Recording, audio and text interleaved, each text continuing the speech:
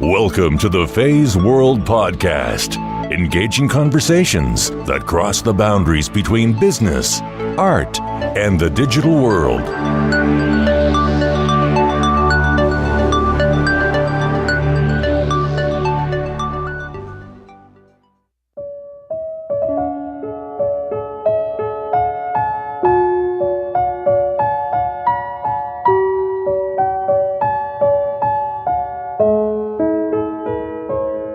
Life is not an easy path, period.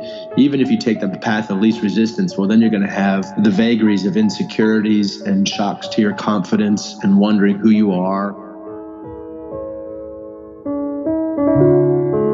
It's in front of us. 100% of us die. It's going to happen. It is inevitable. And somehow we figure out a way to avoid that subject. Somehow we figure out a way to keep it feeling like death is optional.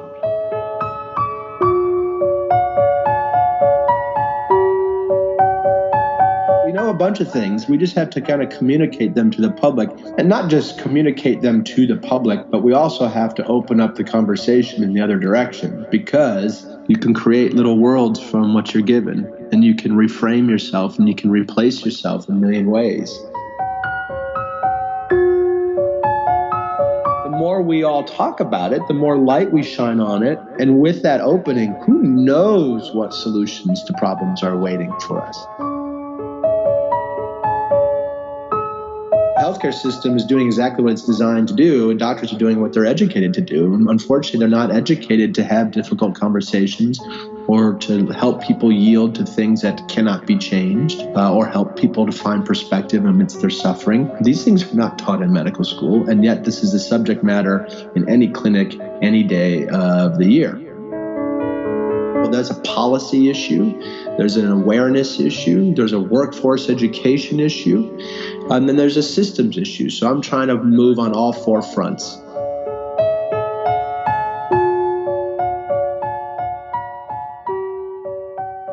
Hi everyone, this is your host, Fei Wu, and I want to welcome you to another episode of the Feisworld podcast. Today I have Dr. BJ Miller on the show. BJ is a palliative care physician at the UCSF Medical Center in San Francisco, California. His TED Talk in 2015, named "What Really Matters at the End of Life," was watched by nearly 5 million people worldwide. Death has never been a popular subject. Why would so many people want to listen? BJ thinks deeply about how to create a dignified, graceful end of life for his patients. We need to embrace the subjective. People are transformed by illness. Death is, in fact, part of life. It is one of the few things we all know for certain. So, what do we do about that? BJ's answers to the questions on the show today is simply relevant to all of us. The knowledge and wisdom of how we live and how we die can benefit everyone, not just the people who are suffering. From BJ's origin story as a wounded healer, to choosing to attend medical school after the accident, to an invitation to speak at the main TED event in 2015, and the story behind a brutal preparation which many people don't know about. This conversation is very much two friends on a coffee break. BJ is as nurturing, authentic, and humorous as when I first met him.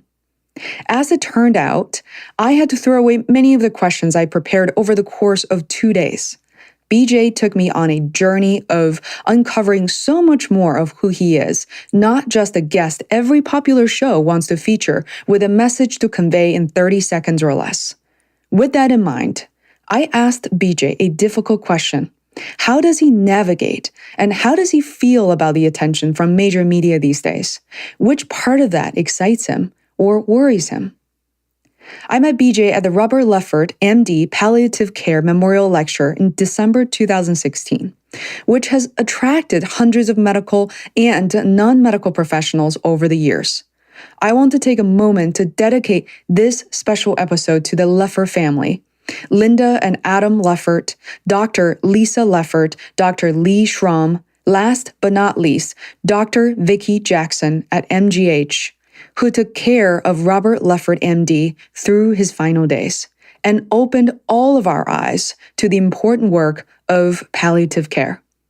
Without further ado, please welcome BJ Miller to the Feisworld podcast.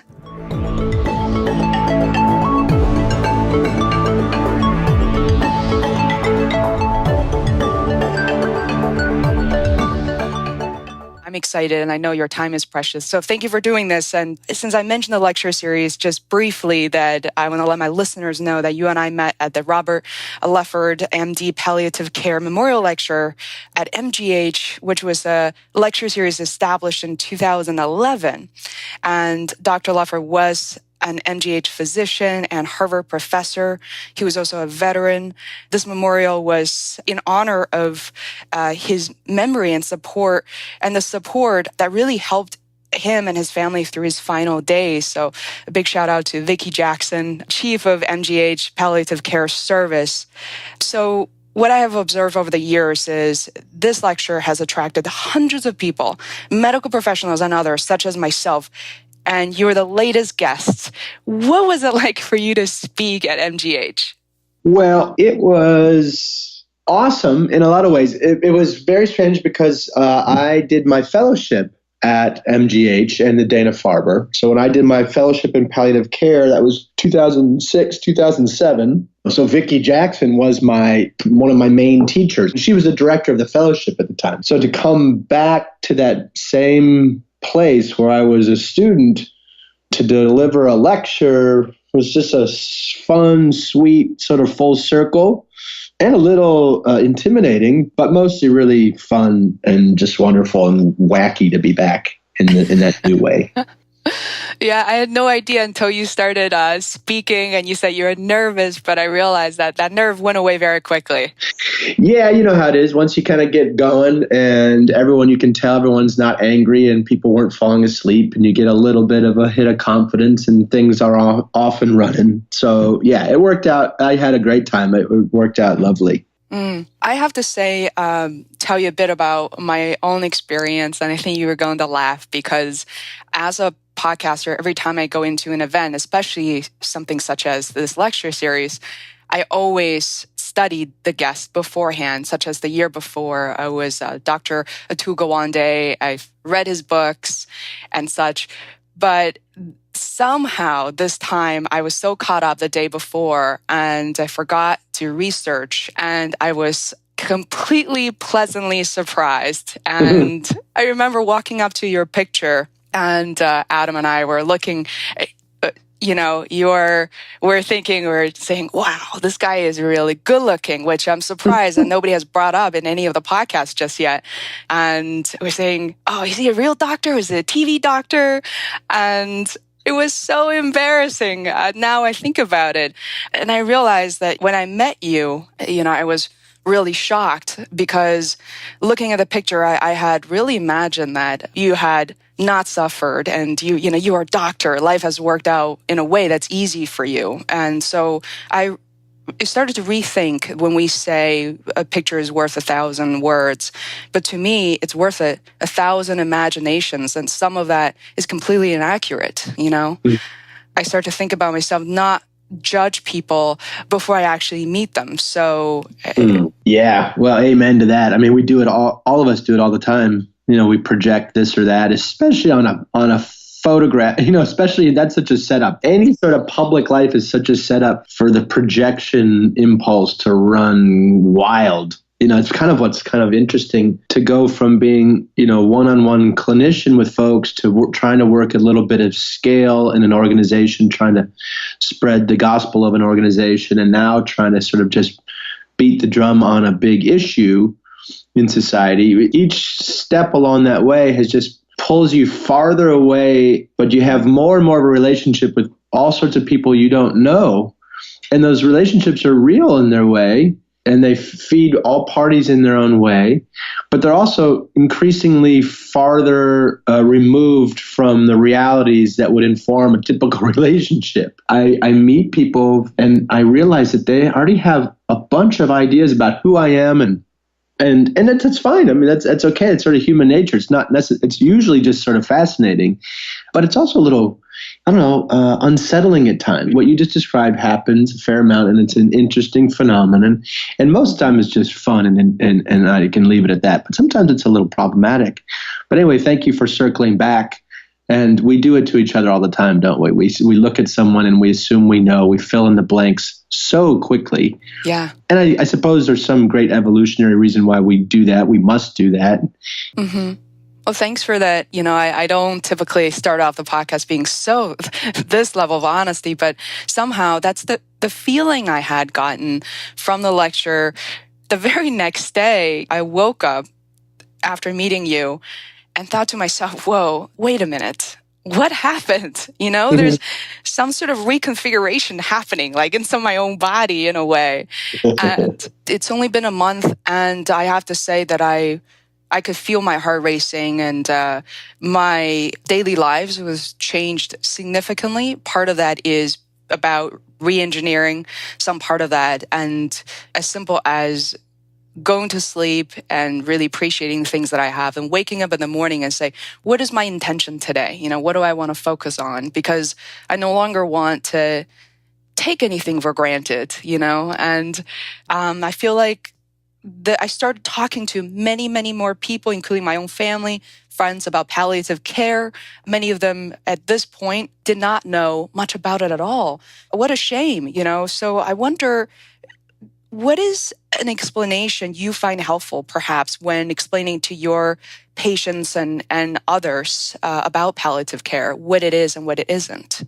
Well, about palliative care in general, I think one of the things that would be so fun to do, and it keeps cropping up as a big project to take on with a group of folks, is essentially a branding, a marketing campaign for palliative care, because it's just so hard to describe what the heck it is. It's so hard to describe why it's special, because, you kind of describe it, it's multiple, it's sort of interdisciplinary pursuit of quality of life in the context of serious illness or something like that, or there are longer-winded answers. It says, palliative care is about tending to the whole person, about quality of life, their spiritual health, their physical health, their emotional health. Or I've heard some people describe it as relationship-centered care, that what it really highlights is the relationship between patient and their family and friends, as well as with the clinician. All of those are accurate, but I also don't know that they do the poetry of the field much justice. The subject matter is suffering, and that means 100% of the population is relevant to the subject. Mm-hmm. This is sort of the least esoteric subject around. This is the least exotic subject around, in that we all have a relationship to it. So how do you do that justice? That's special. That is unique. I don't know what else you can say that about. So it's tricky, and we all know that very few people understand what palliative care is, and when they do understand what it is, they want it. They want more of it. They like it. And we also know that palliative care has salutary effects on well-being for the patient and the family. We know it helps the health system generally save a bunch of money as a rule. We know that organizations that have palliative care programs generally are happier places to work. We know a bunch of things. We just have to kind of communicate them to the public, and not just communicate them to the public, but we also have to open up the conversation in the other direction, because the way each of us suffers, the way we get through, the way we cope is practically infinite variations on themes, and we have so much to learn from each other. It's really a two-way street that needs to open. This is sort of the tip of the spear of patient-centered care. And if palliative care marches forth well, it will start to understand, it will help the health system understand what people actually really want once they're informed.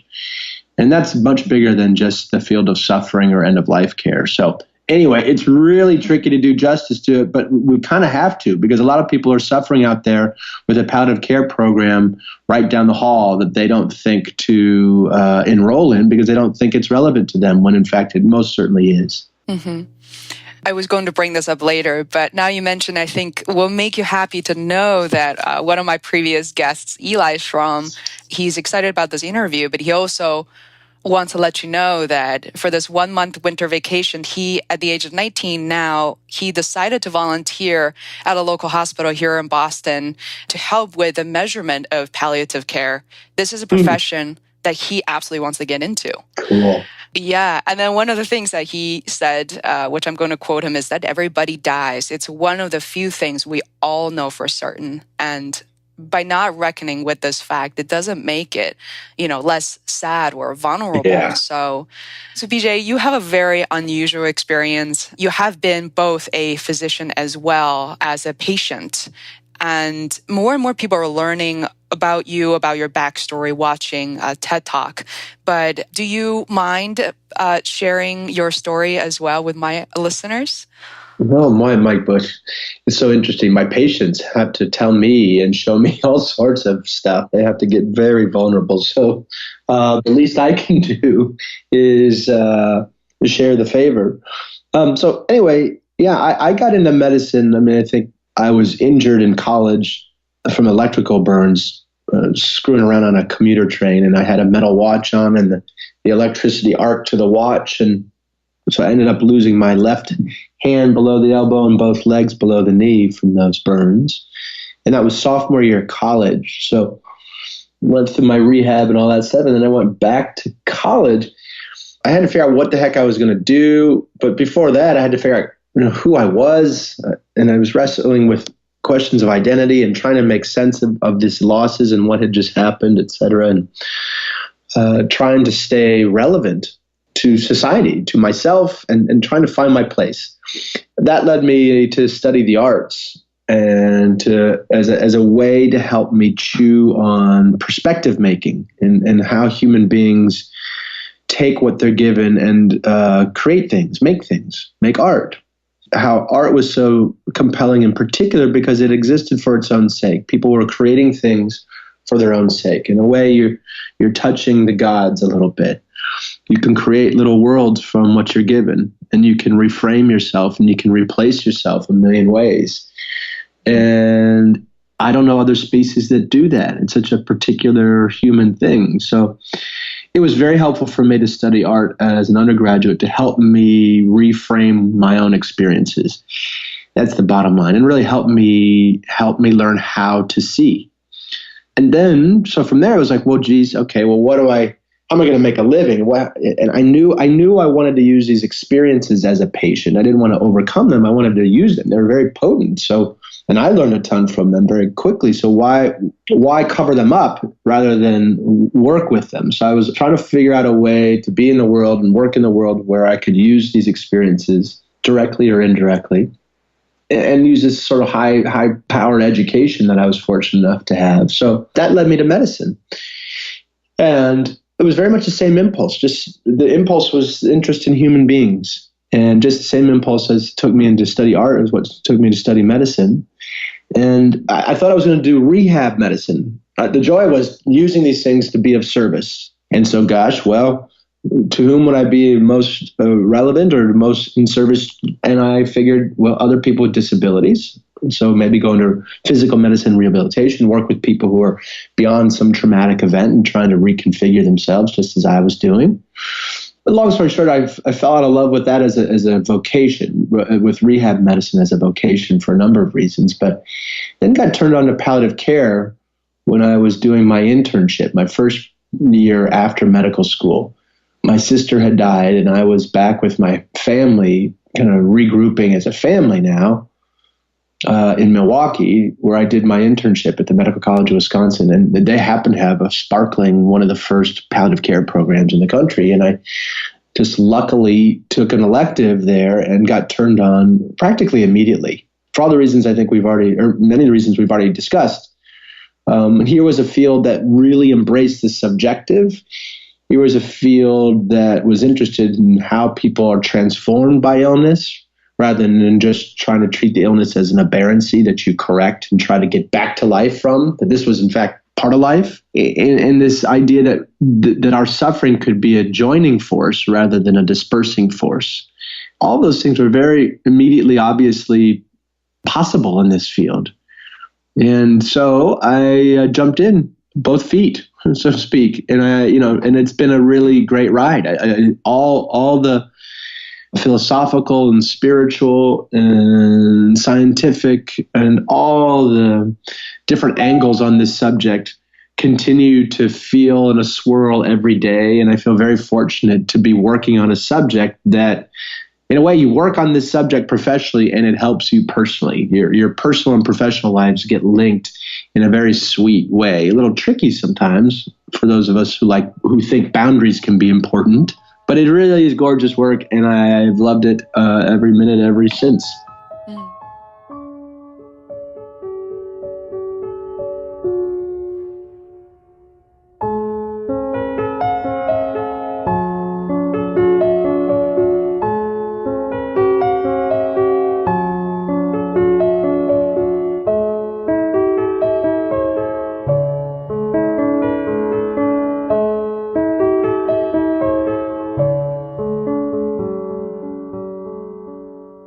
Out of a lot of professions that you could have chosen, and after the accident, and you chose medical school, and I've had plenty of friends, more than a handful here in Boston, who have chosen that path, and I've just watched how brutal that is, internship, residency, and have to move around the country as a result.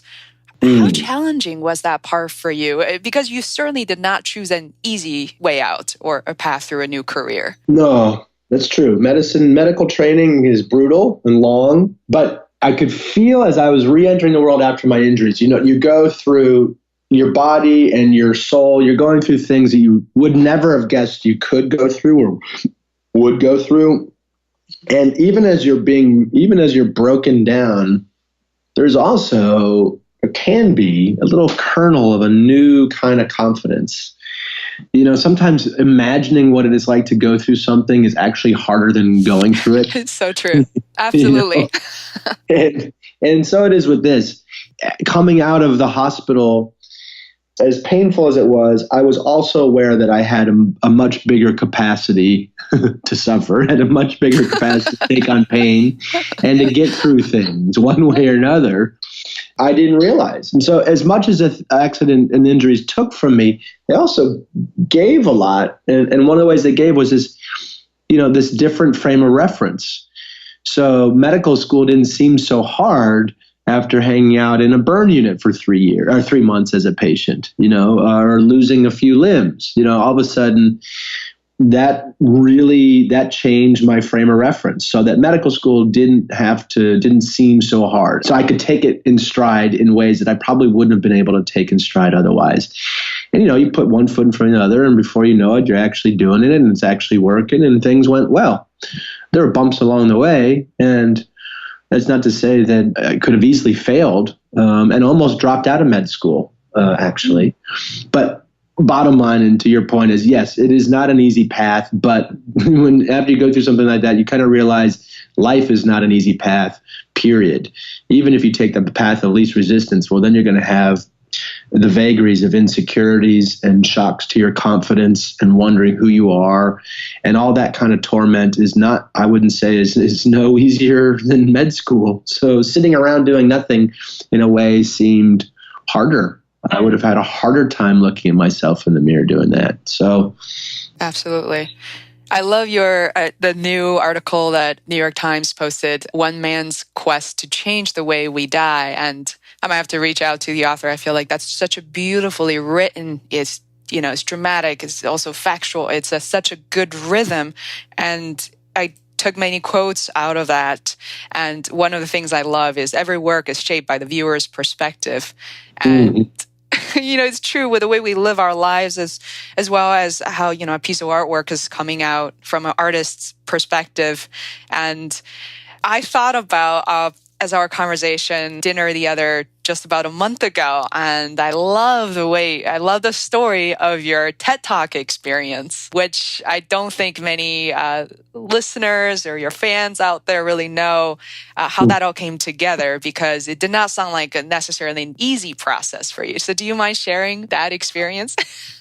Oh gosh, yeah, sure. That was brutal. I mean, like so many of these things, and this is like the vagaries of language too. Like, right, I just called preparing for a TED Talk brutal. And 2 seconds ago, I was telling you that, if you're not losing feet and you're not in death's door, well, it can't be that hard like med school. So I part of this is you bounce around in language and your frames of reference, but within a normal frame of reference, not including lopping off limbs, preparing for that TED Talk was very hard. It was brutal.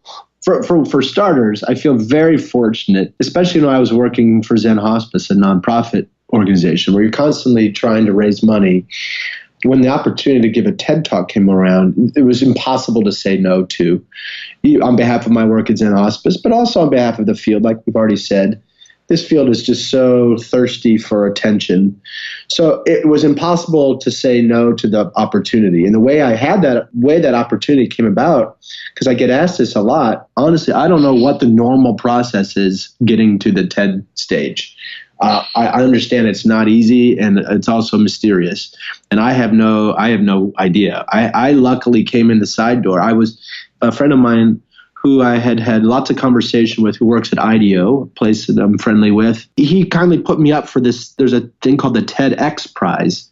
So I was nominated for that TEDx Prize, and I didn't get the prize, but then that's what led to the invitation to give a TED Talk. But the bigger part of your question, I know, is preparing this. So, you're given, I think I had 17 minutes, and inherently, it's crazy to stuff just about any subject into something that short on some level. Then you throw in the hell of performance anxiety. So I had this subject. I knew I wanted to talk about death, but how the heck are you going to take a subject that large and do it justice in 17 minutes? Oh, and by the way, you have to share your personal story because no one really listens to it if there's no personal story involved. If it's just me out there reciting an essay, that wouldn't go so well. I finally, friends of mine who are writers and who are in this world and know more than I do, and helped edit my talk along the way. It took me about 2 months to craft the talk, the content of it, and to whittle it down to the right size. And I had help with my woman who I'm writing a book with now, Shoshana Berger, was hugely helpful. Courtney Martin, another author and friend here, and her husband John Carey were very helpful. And Mary Remington and others have been very kind to read it and give me feedback. So I had a lot of help. I do not recommend doing that in a vacuum. You need to bounce that sort of thing off of people, and I did.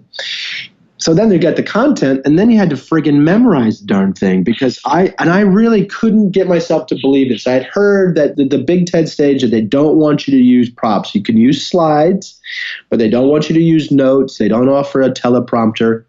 And I had heard that, and I was kind of like, oh, there's no way that's true. How could people possibly memorize these things and get it down to the minute? So I finally let that into my consciousness about a month before the talk, which was, I think, in February 2015 in Vancouver. And so then it became the chore of memorizing that darn thing. That was brutal. And then, the night before, and then the other part of this was crazy story was my talk was was scheduled for the very last talk of the whole, it's a week-long fest. It's this crazy, amazing, wonderful, immersive week-long experience. And so you're watching all these pros give these incredible talks who are not only the content's amazing, their lives are amazing and their performances are amazing. I mean, you're just watching each of these and being so moved and so impressed, and then come to remember that you have to go do that on that same red dot soon. And it was the last friggin' talk of that. So that was just hell for me. I hate impending pain. I'd rather have the pain up front. I'd rather front load the hard part. So the week goes by and you just can feel yourself trying to not fall into a hole. And the night before I was supposed to go on, I went home. With a shaking chill. I had the sweats. I had what I thought was a fever.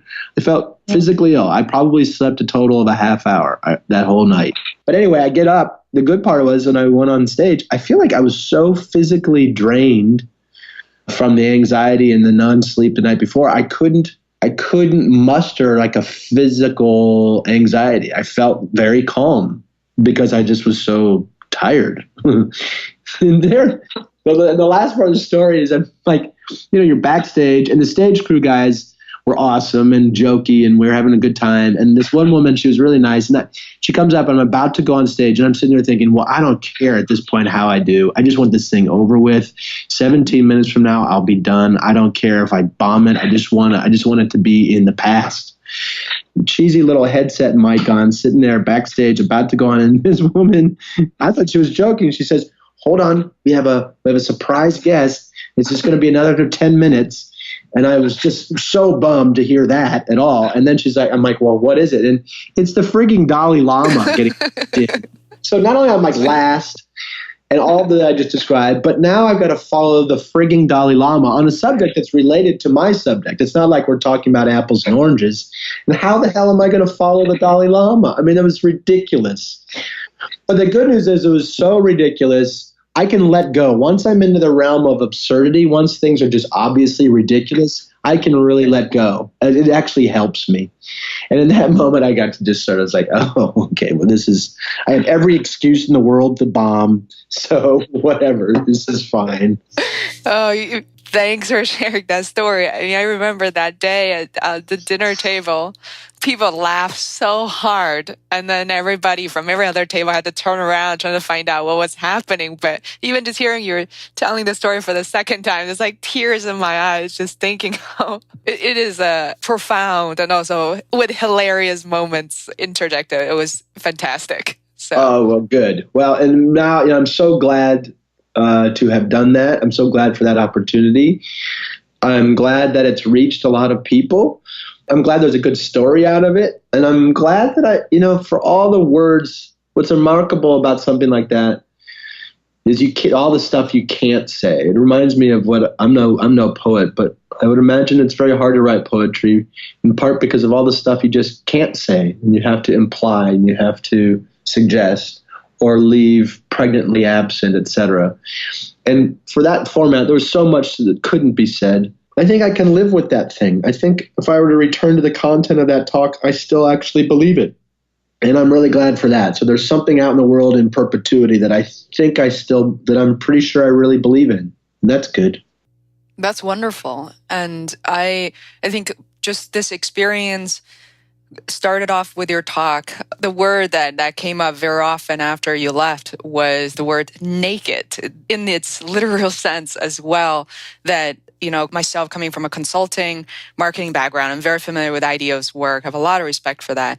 But, you find yourself oftentimes sitting at these meetings talking about something that's not critical, but you're dancing around these words. You can't use these words, and you have to know who your audience is. You can't often speak the truth and just trying to get to the point. The meeting should only last 5 minutes, but they drag on for hours. And that's precisely the opposite feeling I had coming out of that talk. To myself, I had been to Tony Robbins' seminar, surprising, when I was 19. And one of the activities he conducted was walking on fire with barefoot, which... Yeah. which I got the point, so I didn't actually do it. But during the talk, I thought to myself, wow, if the exercise is to be naked and sit here and just be human and not feel embarrassed, I felt like I had the capacity to actually do that, and I wouldn't be afraid. So with all I wonder, coming out of the TED Talk and with now nearly 5 million views worldwide and seeing you on New York Times, and sounds like Oprah is interested as well. With all the media buzz around, who you are, what you do, all the excitements, like which part excites you and which part worries you a little bit? What's that dynamic like for you? Well, so the New York Times Magazine article, that was meant to come out like a year ago. And the Oprah thing, Super Soul Sunday, already taped also roughly a year ago. So a lot of these things have they're on their own trajectories. And the exciting part is for me that, a lot of us who have been in this field for a while we're used to lamenting the fact that no one pays attention to this subject of suffering, death, and to Eli's point, it's like it's in front of us. 100% of us die. It's going to happen. It is inevitable, and somehow, some way, we figure out a way to avoid that subject. Somehow, we figure out a way to keep it feeling like death is optional. It's really kind of miraculous. Part of this refrain has been like, well, gosh, Americans are in denial. Yeah, sure. Maybe many of us are in denial. But the most heartening thing with this public life is to learn that there are plenty of people who actually really are interested in this subject. And we got to let go of some of the old thinking of we're so attached to being underdogs in the field of palliative care and underappreciated, et cetera. But actually, turns out there's a big pent up desire and interest and energy around this subject. And people, at least a large chunk of people, really do want to talk about it and do want to think about it and don't want to just accept the defaults of the dying process that the healthcare industry has evinced. So the most exciting part is this realization that there's pent up interest and energy and creative juice around a subject that has been in a closet for too long and has been assumed to be nothing but bad and dark and blah, blah, blah. And in fact, is revealing itself to be grist for some very inventive thinking or at least some great openness and some tenderness and some vulnerability and the nakedness that you mentioned. So that's just awesome. That's thrilling. It feels like some could change. It feels like we could do things differently as a society. And that's my big hope, really, I guess. Why give these talks? Well, for a number of reasons, but the bottom line would be, well, the more we all talk about it, the more light we shine on it, who knows what's possible? I don't have all the answers. I get to ask questions and provoke people like Eli and others who are super smart to bring their brain power to this and their experience to this. And with that opening, who knows what solutions to problems are waiting for us? That to me is just thrilling. I'm really happy to be part of that process, of that opening. I think the hard part for me personally is, we've touched on it a little bit, is I'm used to, any human being, we get a lot of projections. You walk around in prosthetic legs, you're used to getting, more projections. And now I have this sort of public life, which is just, you are a projection screen, at this point. With, when I'm functioning as a symbolic critter in the world versus someone who's just exercising their own demons in a public way, it's just a lot to keep straight. And it brings a lot of energy, mostly beautiful, mostly very, very sweet and kind, but also brings unrealistic expectation, or I fear brings unrealistic expectation. I'm not so special. I don't have secret answers. I'm just another human being like everybody else, trying to kind of get through the day and trying to make sense of their lives. I don't have extraordinary powers. And sometimes it can feel in this public way that people are expecting or hoping you to have answers. And that gets a little scary for me personally. So I guess in a long-winded way of saying the hard part of this is the expectations that this public life incurs, and also the sort of emotional whipsaw of being important to people you've never met and trying to honor that and respect that, even while you watch relationships with actual friends be challenged and wither. It's so interesting. Like I have felt the affection of strangers much more than the affection of people who I'm actually close to. Anyway, we can go on and on about the details of this, but I guess that's it in a nutshell. The trick here is taking on a larger symbolic role in society and what that does to you personally in your relationships and your sense of self. It can be quite scattering.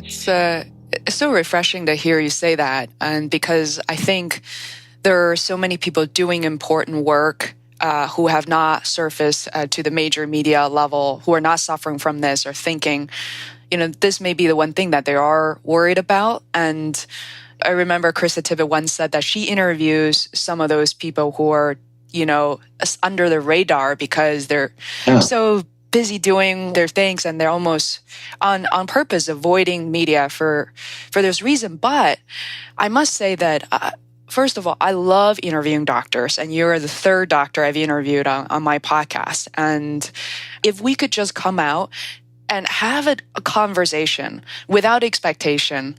There are several other doctors I tried to interview, and to be honest, and they had kindly refused to say, I don't want to appear as an expert. I don't want to kind of force my thoughts onto others. Meanwhile, I try to convince them to say that's not the point, and we can maybe maneuver around how some of the questions are structured. You can review the transcript. But still, I received a lot of rejection as a result of what you just mentioned. So, yeah, it is. It's really, I'm glad you're surfacing a little bit. It's hardly something to complain about. I mean, I feel so lucky, and this energy has allowed me to tool around the country and even internationally and see the world in a new way and meet people in a different way. I mean, it's been awesome. But it is tricky, and it does have, it's not a dark side, it's just a tricky side that I'm glad you're surfacing. It's real. But like so many things, I think the trick is, well, the media and this symbolic life, well, they are something, they're real, it's something, it's just not everything. And keeping that basic perspective and allows me to kind of keep going with it. So giving talks, being on your podcast, it's great. It's something. It's just not everything. And when what people think of me who have never met me based on something they've read, that's something. It's working. It's something. But I just can't make the mistake of confusing it with my totality, with everything. And I guess that last point is, you mentioned too, this imposter syndrome. For those of us who have it, which most of us have some version of it, those antibodies go through the roof with this kind of attention. And you just try not to confuse yourself with the symbolic self and try to remember, especially in my world of hospice and palliative care, it's not like I invented hospice or palliative care. There are people doing this work, working harder than I have ever worked and been doing it longer than me, and no one knows their name. And that's not something I can correct. It just helps me take this opportunity very seriously and not get carried away with it and not lose myself in that symbolic role.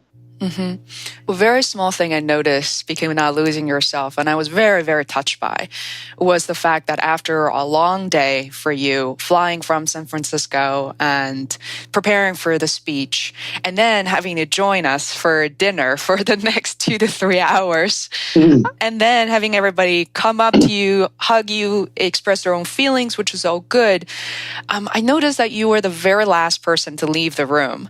And that really meant a lot to me. I'm not saying that you're obligated to do that every time in every event, but a lot of what we learn as human beings are not necessarily through a very structured speech or specific slides, but observing people for who they really are.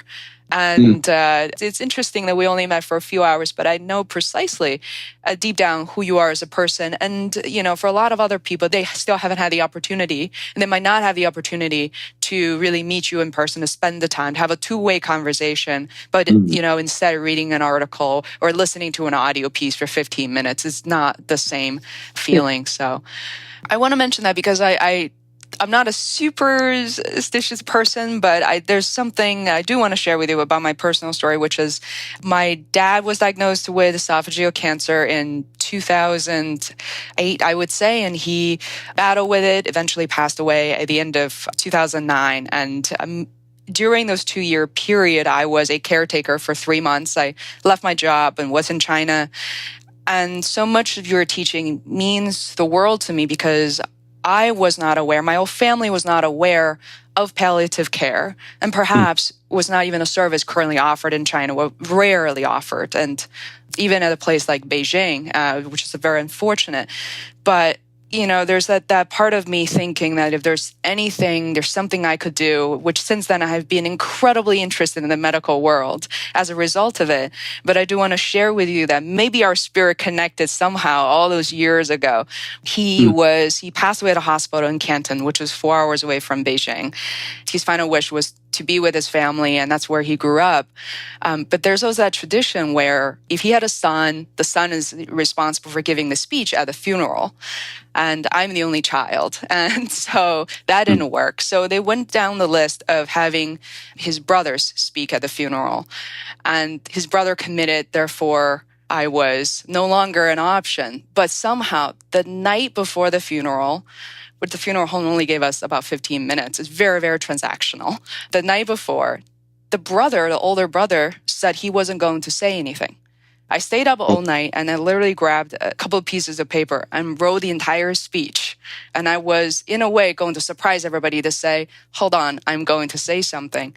So I did in a way that, after reading the Zen Hospice Project, I realized a part of my speech, very much unlike the speech you ever hear at a Chinese funeral, is very much like the memories page of the stories I wrote about my dad, about who he was as a person. And I want to share that with you because I remember when I was giving that speech, a little bit like TED Talk, the person managing the funeral home was rushing me the whole time. And in fact, he saw the 2 pages, said, "Are you serious? You're going to say all that? You have 15 minutes. This is going to run over." And everybody was crying. I wasn't crying at times. I was smiling, like talking about him. As you can imagine, I definitely left an impression. I don't think certain people in the room necessarily liked it. But the silver lining of all this is I went back to Beijing just a few days later, and my speech was spread around so widely. I heard people quoting me. People were not even families. So thank you for allowing me to, I feel like somehow I wanted to create that experience for him, but way before I even know Zen Hospice Project existed. Oh, well, that's beautiful, Faye. Thank you for sharing that. Tradition, convention, there really are something. Tradition can be glorious and beautiful, but breaking with tradition, even in small ways, and doing something a little bit different, and certainly when it involves personal vulnerability, it can go so far because of that little crack, because you're going off the script. It can land, it can rub people the wrong way, but there's certain people out there, it's exactly what they needed to hear and see someone do. And that's gorgeous, Faye. This is where these challenging moments get flipped on their head and become a source of great beauty. And they're ones you would never necessarily choose for yourself, but that seems to be part of their charm and potency, is that you wouldn't choose them, but yet you still deal with them. Thanks, Vijay. That was, thanks for your comment. It really means a lot to me to kind of hear that from you, and especially trying to be odd one at the time. I had already been studying in the US for a long time, so I heard people among the audience to say, "Oh, she's all Americanized. She doesn't know what she's doing." But so much of what you say and what you do needs to be reflected in many languages, and in particular, one that I'm fluent in, which is Chinese. I have so many questions now about the way that we, as in the Chinese population, still looking at death. I feel like we're a cohort who desperately needs help in this. Growing up, we were not encouraged to go to funerals. I couldn't go to many of them. The first I went to was my own dad's. Since then, in the past few years, I've been to more because I chose to be there. It's such an empowering feeling. With that said, I know that we have very few minutes left. And, what do you see as the future of your work, and how can we start doing something about this?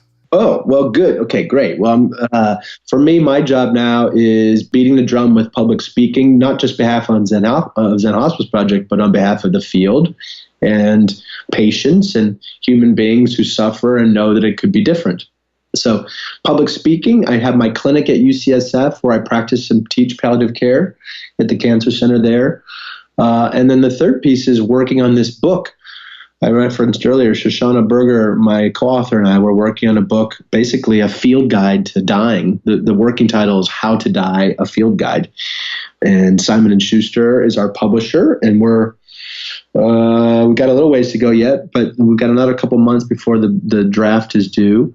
But those are the big 3 pieces of my work right now. And then meanwhile, I'm also probably going to start my own little organization, what I've been calling the Center for Dying and Living, which would be something of an apparatus, a platform, a sort of a skunk works to take on difficult projects We mentioned earlier the need for a branding campaign for palliative care. We need resource centers, good flow of information for the public. If we really are serious about a patient or person-centered care, well, those patients, those people, we need to know what they want. We need to know what they're interested in. And those people, those patients need good information. So creating resource centers on end-of-life care from a social science as well as a medical science point of view. Novel therapeutics. The way drug companies are wired, they're not really wired to invent drugs to help people feel better in the moment. There's not a lot of research energy going into palliatives or palliative care, so trying to kind of upend that. A skunk works could take on other projects like prognostication. Why is that so difficult, and how do we advance that science? And you ask, how do we get more Zen hospices in the world? Well, that's a policy issue. There's an awareness issue. There's a workforce education issue. And then there's a systems issue. So I'm trying to move on all four fronts. Sort of infrastructure, systems, infrastructure, bricks and mortar, including bricks and mortar. Guest houses like Zen hospice projects need to be not so rare. Places that aren't nursing homes, aren't hospitals, need to be created for long-term care. We need better communications tools. We need a society that's interested and aware, interested in their own health and well-being and their own deaths. And we need that society to be aware and engaged. So public awareness, like we're doing right now, Faye, is a big piece of this. Policy to suit all this work. There needs to be a political arm to this effort. And then again, the workforce needs to be educated and trained, much as Atul Gawande points to in his book, Being Mortal. The healthcare system is doing exactly what it's designed to do, and doctors are doing what they're educated to do. And unfortunately, they're not educated to have difficult conversations or to help people yield to things that cannot be changed, or help people to find perspective amidst their suffering. These things are not taught in medical school, and yet this is a subject matter in any clinic, any day of the year. So those are the 4 posts, and I'm trying to kind of move around on all 4. I wrote down the 4 pillars, and I know that there's so much to do and there's so little time.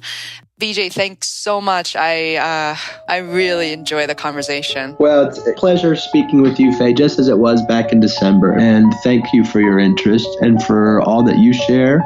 And I'm glad to be partnered up in this world with you. So thank you so much. Oh, thank you, BJ. Okay, Faye. Take care. Bye. Bye-bye.